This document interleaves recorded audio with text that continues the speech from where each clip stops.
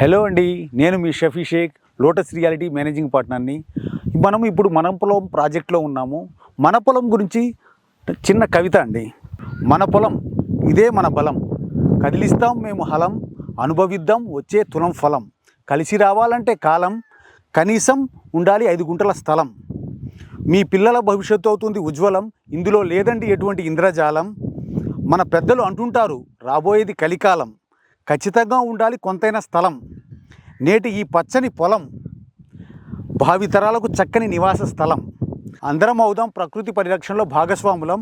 మరి ఉంటాను మీకు నా సలాం. వివరాలకు www.lotusrealityagro.com